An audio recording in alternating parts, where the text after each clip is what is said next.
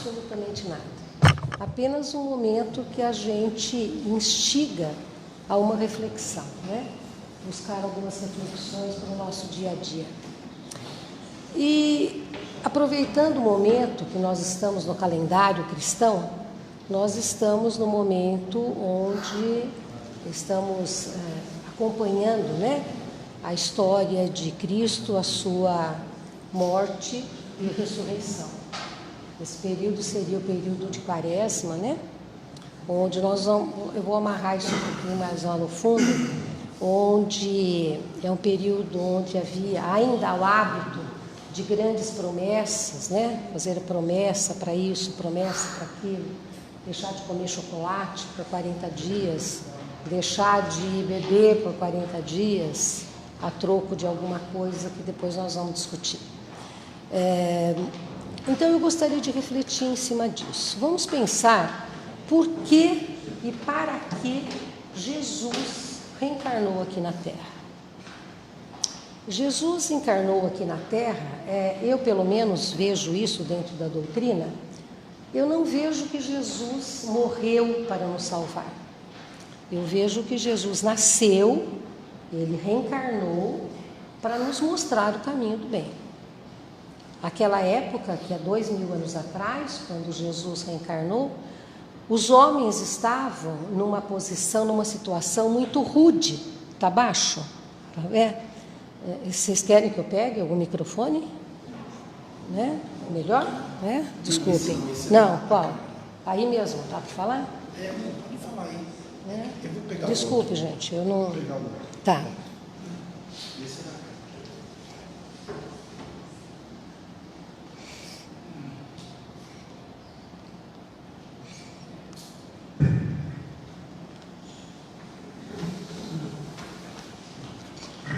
Obrigada.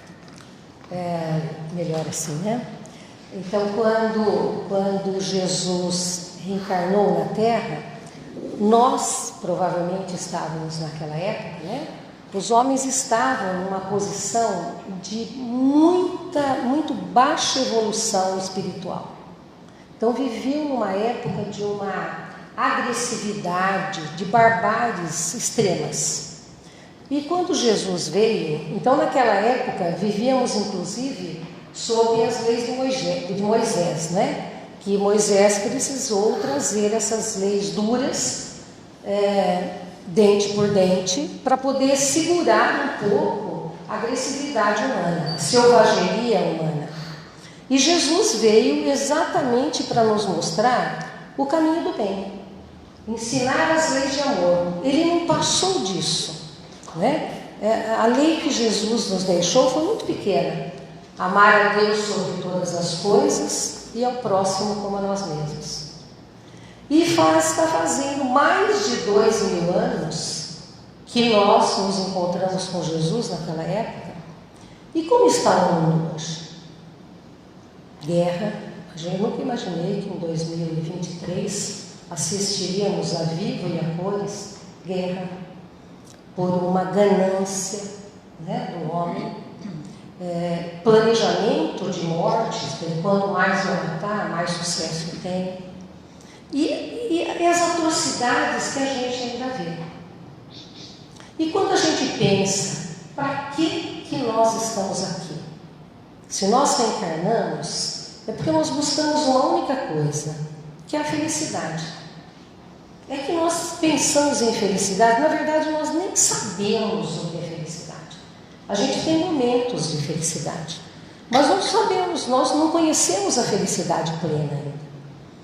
Porque o próprio Evangelho diz que nós somos criados à imagem e semelhança de Deus. Então, para chegar nesta imagem de semelhança divina, no pé que nós estamos hoje, tem uma distância enorme ainda.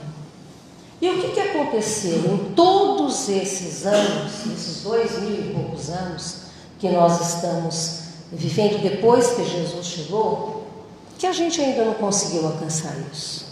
O que aconteceu e o que acontece com o homem que ele não consegue chegar nessa felicidade? Nenhum de nós aqui consegue ser feliz plenamente. Às vezes a gente tem alguns enganos, né? Depois que eu consegui comprar minha casa, quando eu consegui estudar meus filhos, daí eu vou ser feliz. Quando eu conseguir reformar não sei o quê, quando... A gente sempre associa, infelizmente, a felicidade com questões materiais. Daí quando a gente consegue, a felicidade não está mais ali, está em outra coisa que a gente está querendo. Mas a felicidade não é isso. A felicidade é muito mais do que isso. Ela está no plano moral e não no plano material. Não é? E o porquê? Por que nós não conseguimos alcançar isso? O que acontece com o ser humano que o amarra nessa inferioridade moral? Qual o motivo que a gente, e todos nós aqui estamos com o pezinho calcado ainda nessa infelicidade, nessa imperfeição moral nossa. Vamos fazer em cima disso essa reflexão, né? Nós podemos chamar de vício toda atitude nossa que ela é repetitiva e que nos dá um certo prazer quando fazemos.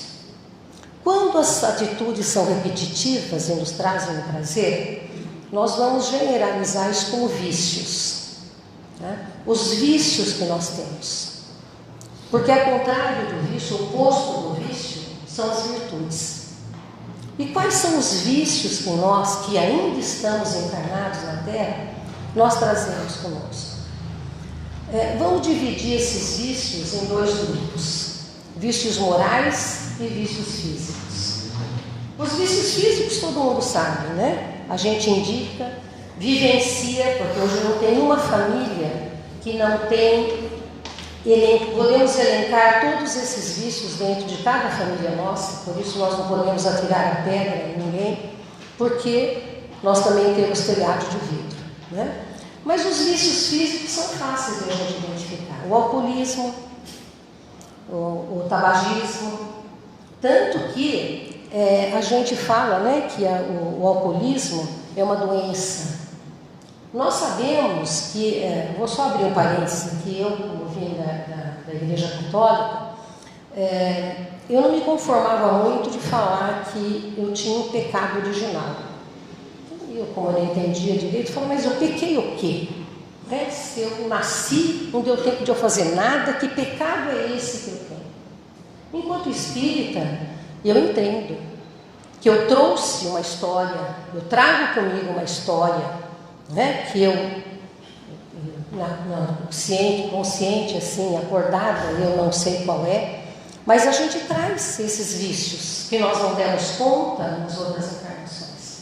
Então, realmente, né, nascemos com muito. Muitos dos alcoólatras não ficaram alcoólatras agora. Então, estão trazendo da sua história esse vício, né, essa atitude que ele tem, que leva para um caminho não bom, e quando colocado à prova, não dá conta, ele cai nele de novo. Então isso a gente pode colocar para o alcoolismo, para o tabagismo, para as drogas ilícitas, porque todas são drogas, né? E o que acontece? Esses vícios, tanto agora, esses físicos que nós estamos falando agora, como os vícios morais, as pessoas viciadas, nós, somos extremamente egoístas, porque todo viciado é egoísta, porque ele pensa nele. Tá bom para ele? Tá bom para ele, o problema dos outros não me interessa. Eu destruo famílias, eu magoo mãe, eu magoo pai, eu estrago a minha família, mas naquele momento eu estou bem. E o vício faz o quê? Ele me traz um prazer. É um prazer muitas vezes bem curto, vamos pensar nas drogas, né? É um prazer curto, rapidinho, mas que ele sente felicidade, ele se sente bem. E ele quer de novo, porque a sensação de prazer, de felicidade, é muito bom. Então, o viciado, ele está sempre cometendo, aquilo é constante, é frequente na vida dele. Os vícios físicos que a gente consegue identificar bem isso, né? Mas tem vício que ele não depende de coisas e que a gente não considera vício. Mas quando a gente analisa bem, a gente vê que é. O trabalho, o excesso de trabalho. Quanto de nós trabalhamos demais? Por algum motivo, né? Cada um tem o seu motivo, para fugir de alguma coisa, para compensar outra coisa. Mas o trabalho, quando você está nesse excesso de trabalho, te dá prazer. Se você deixou a família em casa, se estão longe de você, vai estar só pensando em você. Aqui eu estou bem, né? Não preciso voltar para casa, eu estou bem. E eu falo isso, eu falo de mim também, né? É muito prazeroso você trabalhar, porque você está fugindo de alguma coisa. E isso é viciante, porque te faz bem trabalhar, você fica, passa a vida trabalhando feito louco. O sexo em exagero, não que seja o sexo o pecado, não é isso, mas são as doenças pelo excesso no sexo, no caso a pedofilia e outras variantes do sexo. Hoje, um vício muito atual, que é o digital. Então, nós estamos vendo as nossas crianças se viciarem no celular, dá um prazer enorme para eles, um sossego imenso para os pais, porque está quietinho lá e fica horas naquele celular, né? E a gente está presenciando isso e não está se dando conta que estamos permitindo que os nossos filhos, os nossos netos, se viciem na questão digital. E vocês podem ver, quem tem os jovens e as crianças em casa, eles ficam loucos se eles ficam sem celular. Eles ficam desesperados. Se não pode pegar o celular, às vezes eles querem ir para a casa da avó porque a avó deixa pegar um pouco o celular, né? E de repente você não percebe, já faz 2 horas que ele está lá quietinho no celular. Não deixa de ser um vício, né? Porque ele tem outras consequências aí. Então a comida é uma coisa interessante, porque você precisa dela, você tem que comer, mas você pode se viciar na comida, né? O excesso de comida vicia, e é uma coisa que você tem que fazer, você tem que comer, e te provoca outras coisas, e a gente sabe disso, quando você, os gordinhos assim como a gente, né? É só te dar aquela ansiedade, o que você faz? Você corre para o prazer rápido com a comida. E ela te vicia, porque você faz isso sempre que você não está bem, né? Então, são vícios que aparentemente a gente está acostumado a conviver com ele. E não percebe que a gente tem alguns desses. E tem os vícios que são morais. Porque o vício físico, quando você está disposto a sair dele, você tem ajuda médica, você tem medicamentos, a bebida, o alcoolismo, as drogas. Quando você quer e você está disposto a essa reforma íntima, para que você saia disso, você tem essas ajudas. Agora, os vícios morais, quais são esses vícios morais? Os vícios morais, todos eles estão num guarda-chuva, que é o egoísmo. Como eu disse no começo, todo viciado é egoísta, extremamente egoísta. E tem alguns vícios morais que nós cometemos e nem sempre percebemos. Eu trouxe até uma colinha aqui para eu não esquecer de alguns, apesar que eu peguei só alguns, porque senão nós poderíamos ficar aqui até umas 10 horas da noite. Estão vendo, por exemplo, a ganância. Há pessoas que têm uma ganância por ter. Vamos pegar o extremo da guerra que nós estamos acompanhando. O prazer pelo poder. O prazer de ter aquilo que eu quero. Eu passo por cima de qualquer um. E não me dou conta que o prejuízo que eu estou trazendo espiritualmente para mim, né? O ciúme. Aparentemente uma coisa tão boba, né? Fulano é tão ciumento, mas o ciúmes é um vício. Você não admite compartilhar. Você tem ciúme da amiga. Não pode ser amiga do outro, é só minha amiga. Isso é um vício. E a gente chama de vício assim, vamos pensar no vício abrangendo dessa forma e não só pensando em drogas, tá? Um vício muito que a gente tem que prestar muita atenção hoje, como eu falei da digital, as nossas crianças estão ficando preguiçosas e ociosas. Primeiro que a gente tem que pensar na família. Hoje, muitos de vocês, eu estou vendo aqui praticamente, né, na minha idade, nós trabalhávamos cedo. Com 12, 13 anos a gente estava trabalhando, quando não antes, né? Tudo bem, tem os dois extremos, né? Não queremos o trabalho infantil, mas vamos pensar na ociosidade. Daí, quando essas crianças chegam em casa, elas não têm dever, porque nós já fizemos tudo, eles não têm dever, às vezes, que é o cachorrinho, nem para limpar a sujeira do cachorrinho, nem para colocar comida, porque a família faz tudo. Então, ele vai se tornando preguiçoso. Porque quando você pede, lógico que tudo tem as exceções, né, gente? Estou querendo dizer assim de uma forma geral.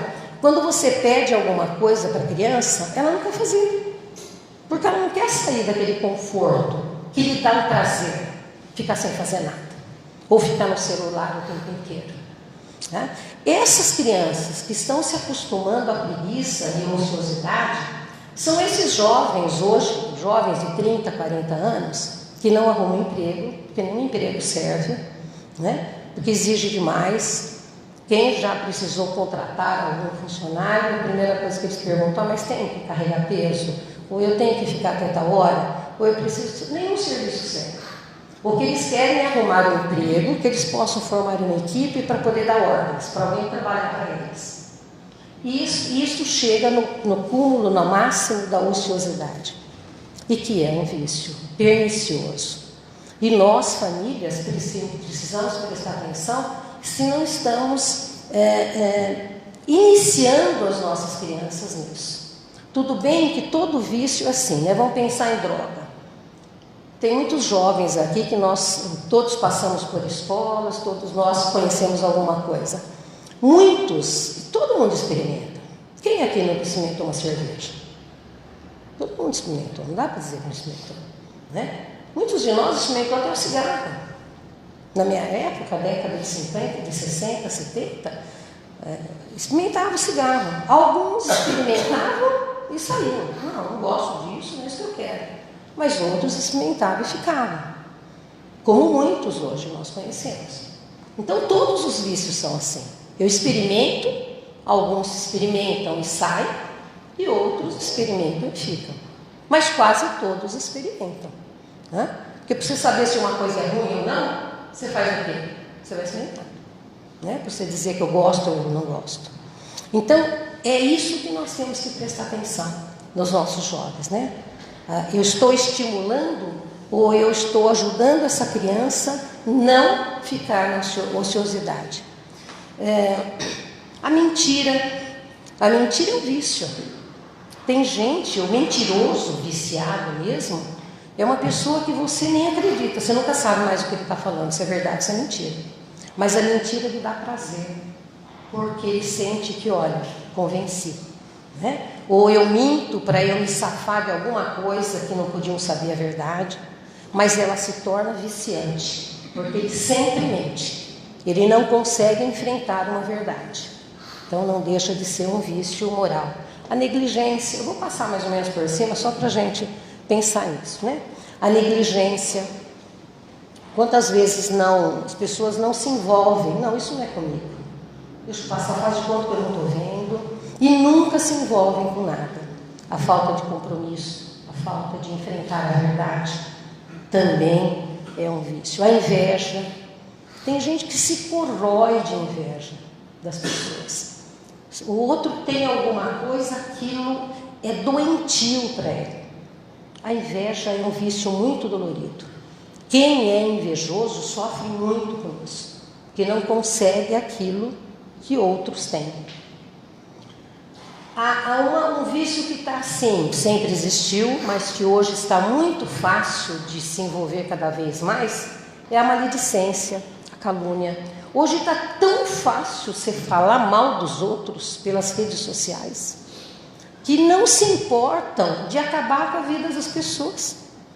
Repetindo uma informação que recebeu, sem saber se era verdade ou não. São as fake news, não é? Está muito fácil. Você fala coisa das pessoas e para as pessoas que de olho no olho você não teria coragem de falar. E isso está ficando muito sério. Está muito sério. Isso, as crianças estão aprendendo a fazer isso de uma forma vil, assim. Então, transmite informações que não sabem se são verdadeiras sem o menor pudor. Então, isto torna-se um vício, né? Você repete aquilo, porque é só você clicar e você compartilha com todos os seus seguidores. E depois você não volta mais atrás com isso, né?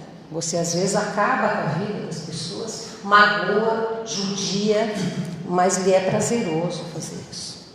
Passa a ser uma constância na vida das pessoas, você caluniar, você falar das pessoas.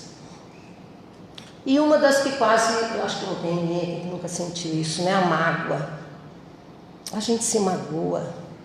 A mágoa, o rancor, quando a mágoa se torna um pouco mais profunda, é a dificuldade de perdoar.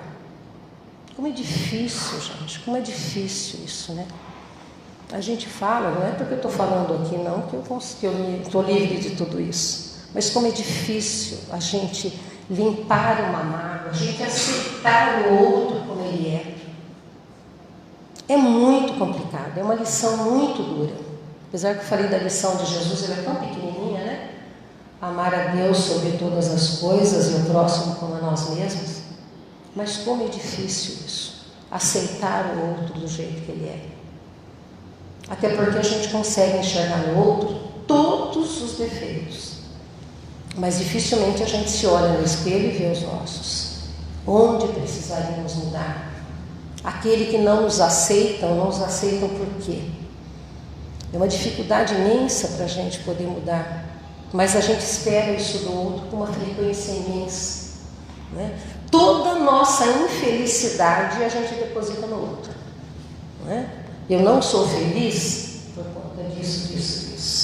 Eu não sou feliz por causa de ter feito isso. Ou é um filho, ou é um marido, ou é uma esposa, ou é no trabalho. Mas a gente sempre justifica a nossa infelicidade no outro, pela não aceitação do outro. E essa não aceitação nos traz mágoa. E lembrando, puxando um parênteses aqui, que a mágoa, o rancor, é um dos principais motivos do desencadeamento das doenças. Nós nos magoamos, há estudos muito sérios que mostram, principalmente o câncer, que nós produzimos o câncer por um processo de mágoa e de rancor muito grande, muito profundo e muito permanente. Então, o início de doenças, quem nunca teve uma dor de cabeça no momento de raiva? Quem não ficou com dor de estômago, de raiva, de nervoso? A gente se desequilibra emocionalmente por problemas de não aceitar aquela situação. E às vezes a gente carrega isso anos, não são horas, são anos a fio.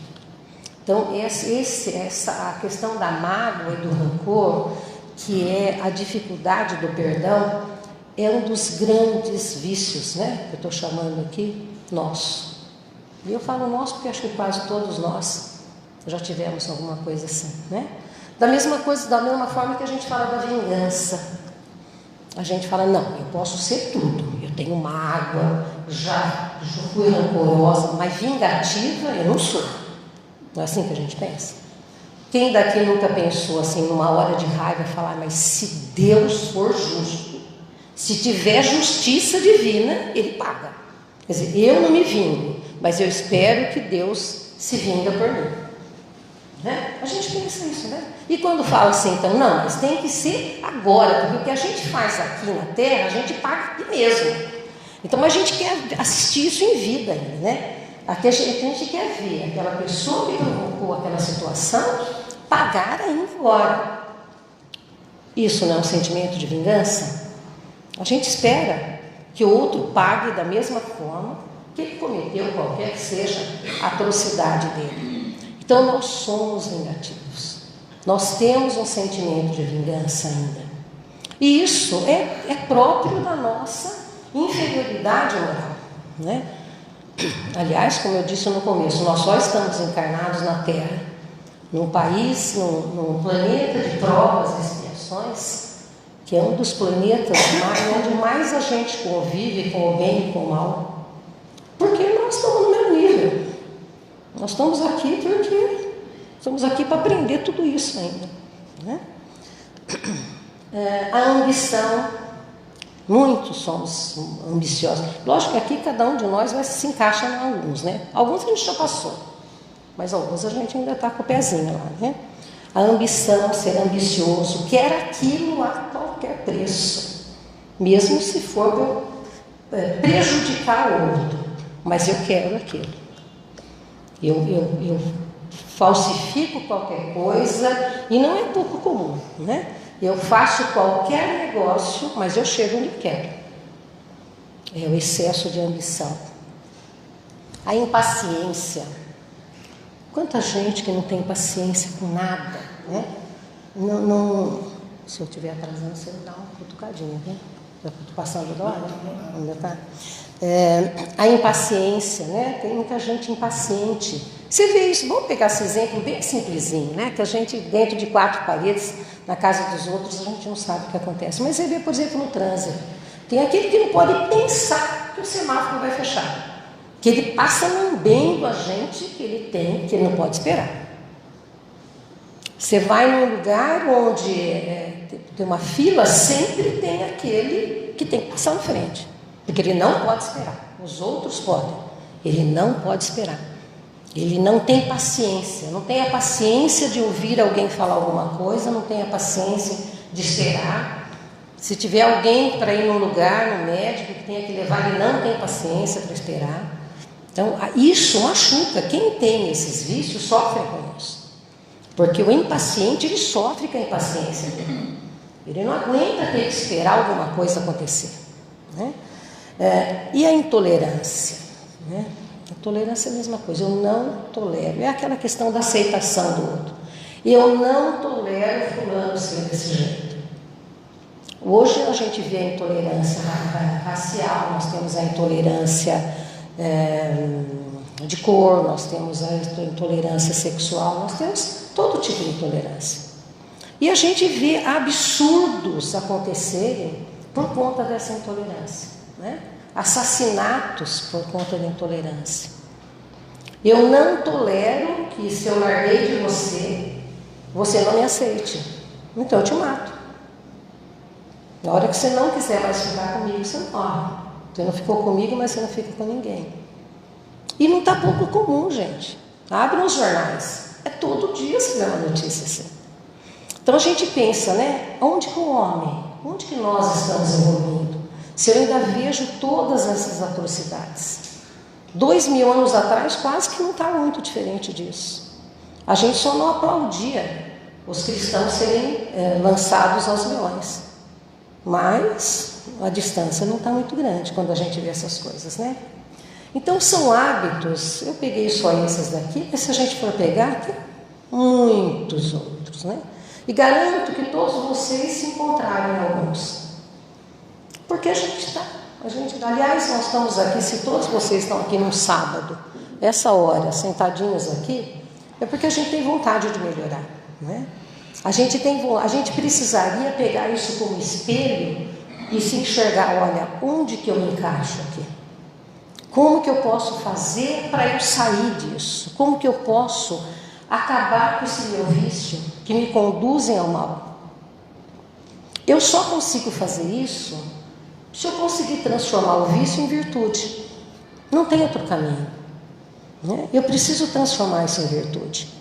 E as virtudes que a gente poderia englobar aí seria a fé, porque eu preciso ter fé, acreditar, desejar sair dessa situação e acreditar no fundo do coração que eu posso ser ajudado. Eu não estou sozinho aqui.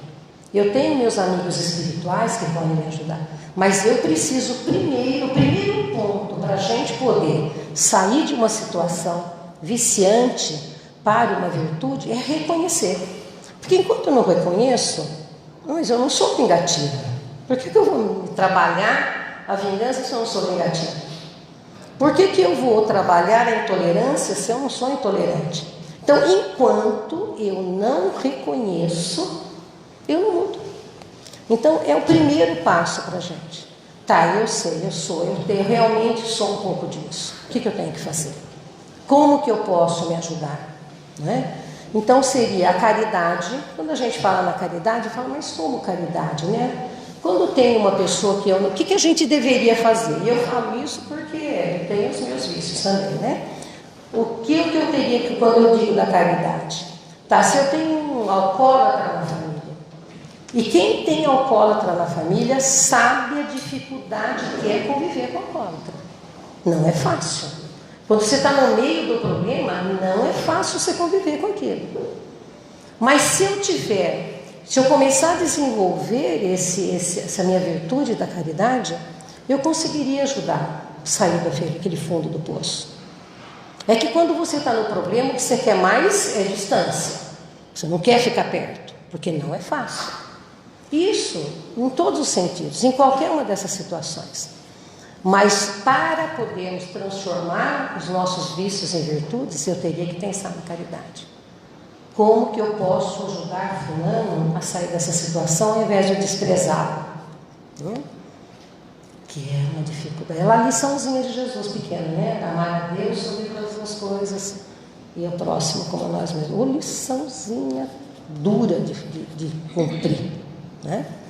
Então, e a humildade, gente? Muitos desses que nós vemos aqui, falta humildade da gente. Será que nós somos tão humildes como a gente imagina? Ou como a gente acha que a gente é? A gente tem o nosso orgulho, né? Mas eu não falo com ele, não quero saber, não me rebaixo, porque meu orgulho não deixa. Então, difícil é difícil para mim. Mas esse é o nosso desafio. Se eu não quiser voltar a reencarnar na Terra, com as mesmas dificuldades que a gente tem aqui, a gente tem que enfrentar esses desafios.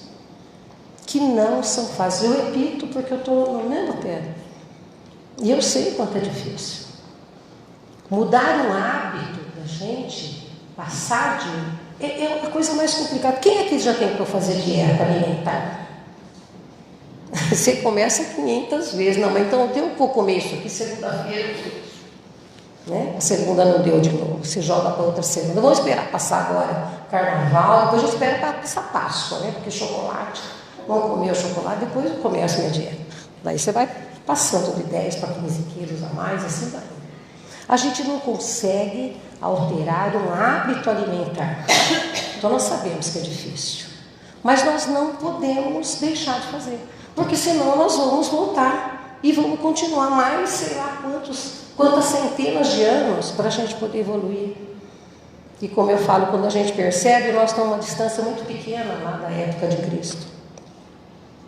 Então, gente, a lição de hoje, essa reflexão de hoje não é nada novidade para vocês, né? Mas nos convida a isso. A gente refletir, né? Como que eu posso dar um passo um pouco mais para frente? E pedir ajuda espiritual para isso. Porque não é fácil, não. Ser humilde, a gente se rebaixar, a gente... essas terapias que trabalham, né, com a parte holística... Eles falam que a dor no joelho, a dor nas costas que a gente tem, é porque a gente não se curva. A gente não se rebaixa com o outro e fala, eu errei, ou me perdoa. A gente tem uma dificuldade imensa. E o corpo mostra isso pra gente. A dor no joelho, eu não me curvo, eu não me rebaixo de jeito nenhum. O meu orgulho não me permite. Então a gente precisa disso, é ter essa fé, acreditar que tem uma superioridade, que nos ajuda, só está esperando a gente pedir. O próprio Evangelho fala, né? Pedir obtereis. A gente precisa pedir ajuda, eles estão aí para nos ajudar e nos dar essa força para a gente sair dos vícios que estão nos acometendo, que estão nos prendendo aqui na Terra. Porque há muitas moradas na casa do Pai, que devem ser muito melhores do que aqui. Há outras piores, mas a gente quer ir mais para frente, né? Mas para eu conseguir mudar de endereço na próxima encarnação, eu preciso melhorar. porque senão eu volto para cá. Se eu percorrer o mesmo caminho, eu vou dar no mesmo lugar, eu não mudo. Então, e nós não sabemos, né, gente? Cada um de nós, daqui a pouco, pode chamar o nosso número e nós temos que ir embora, sem aviso prévio. Né? Pode ser que numa próxima vez que eu volte aqui, ou eu não volte, ou alguns de vocês não estejam aqui. Porque a gente não sabe que dia ele vai te chamar. E a gente está perdendo uma encarnação, se a gente não refletir sobre isso e a gente não se esforçar para que a gente consiga fazer essa reforma íntima. Então é isso que eu pretendi essa noite, né? Dar esta cutucada em vocês e em mim, para que a gente reflita sobre isso, né? E voltando lá, como eu falei que a gente ia falar sobre as promessas, né? Geralmente nesse período as pessoas prometem, eu fico sem comer chocolate por 40 dias, se acontecer qualquer coisa, né? Aproveito para emagrecer um pouquinho. Ou antigamente não usava joias, hoje eu não tenho mais, mas assim, eu não uso joias por 40 dias se eu conseguir qualquer coisa, né? Tinha umas promessas, ainda existem essas promessas. Mas o que nós precisaríamos, por nos comprometer com a espiritualidade, seria essa reforma, mas não por 40 dias, para todo sempre. Né? Não há promessa e não há mudança nenhuma em 40 dias. Quisera que houvesse. Que em 40 dias eu conseguisse sair de um desses vícios meus. Mas o que a gente precisaria se comprometer com a espiritualidade era isso, né? Me ajudar a fazer essa reforma íntima. E é para todo sempre. Não preciso deixar de comer chocolate. Não precisa ser só nesses 40 dias. Mas o esforço da promessa é a mudança, que já é difícil demais. Então é isso, gente, que eu me comprometer a vir aqui. E vamos pedir a Deus, né, que nos dê sabedoria, nos dê força, nos dê discernimento, para que a gente consiga vencer a nós mesmos, porque o único obstáculo de vencimento da nossa vida somos nós. Ninguém nos impede de mudar, só nós. Eu não posso dizer, meu marido não deixou eu crescer, meu filho me impediu que eu crescesse, que eu mudasse, não. A nossa reforma depende exclusivamente de nós. Então, agradecer a Deus por estarmos aqui refletindo sobre Sua palavra e pedindo a Ele que nos fortaleça na fé, para que a gente consiga vencer, como eu disse, a nós mesmos e a todos os obstáculos que a gente tiver pela vida. E que Deus nos abençoe.